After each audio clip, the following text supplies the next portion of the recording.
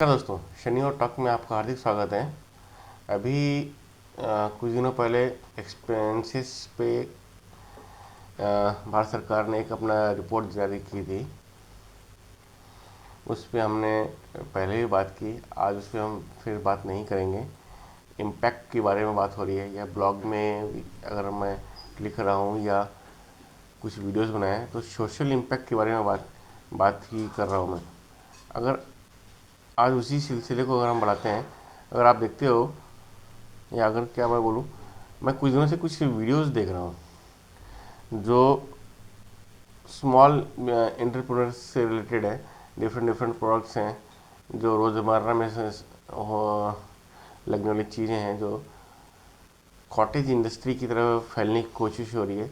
और इसी चीज़ को अगर हम देखें तो आज से 10 साल पहले, 15 साल पहले इसके बारे में कोई जानकारी नहीं थी।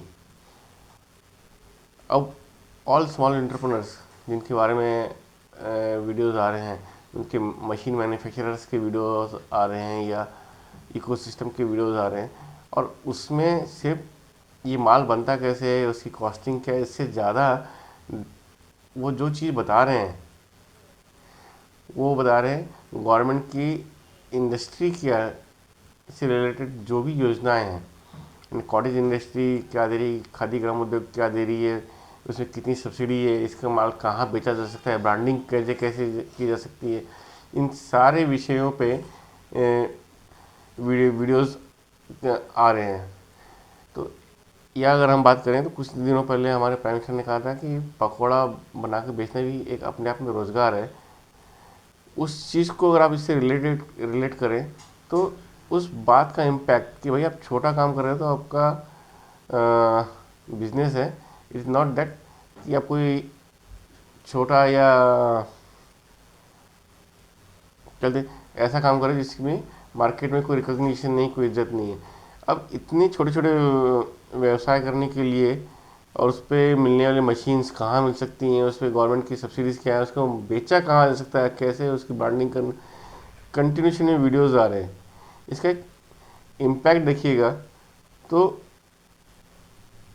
इस आपको देखिएगा एक कहीं ना कहीं एक कॉन्फिडेंस बिल्डअप हो रहा है कि नहीं, मैं भी अपना छोटा सा एक व्यवसाय कर सकता हूँ या कर सकती हूँ।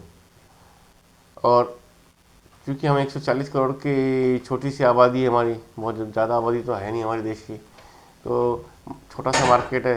पूरे देश भर में हम कहीं भी बेच सकते हैं। जीएसटी ने वो हमारे लिए एक सुविधा खड़ी कर दी है कि भाई मार्केट एक हो गया है।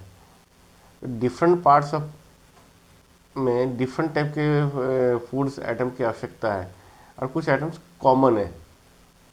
तो उन सब चीज़ों को कुछ दक्षिण भारत के कुछ आइटम्स हैं जो उत्तर भारत में चल सकते हैं, पर उसके बारे में बनाना कैसे, उसमें लगने वाली रॉ मटेरियल, मशीन्स, उसकी मार्केट कैसे हो सकती है, वो इधर के लोग देख रहे हैं और इधर बना रहे हैं। और सेम थिंग उत्तर भारत की कुछ चीज़ें हैं वो दक्षिण भारत में मिल रही हैं, ये बन रही हैं, और it's spreading like cottage industry. तो इम्पैक्ट पे आप बात करते हैं तो इसका बहुत बड़ा इम्पैक्ट है, जिसको हम लोग अभी रिकॉग्नाइज नहीं कर पा रहे हैं या हमें दिख नहीं रहा।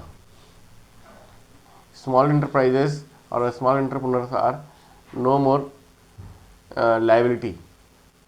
अगर मैं बैंकिंग की भाषा में बात करूं, साफ साफ मैं अगर बात करूं, तो पहले स्मॉल एंटरप्रेन्योर एक लाइबिलिटी होती थी। बैंक जो सोचती थी, बैंक का जो मैनेजमेंट होता है भाई small entrepreneur is equal to liability, क्योंकि वर्किंग कैपिटल छोटा चाहिए, सेटअप छोटा, बिजनेस छोटा, सब कुछ छोटा। तो उसके ऊपर एक बंदे को डिप्लॉय करना, उनके लिए उनको कुछ सर्विसेज देना, कॉस्टिंग थी, और वो कॉस्टिंग को जस्टिफाई नहीं होती थी।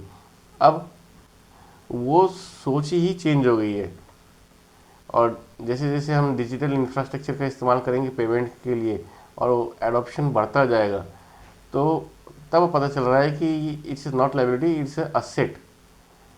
इम्पैक्ट बहुत है।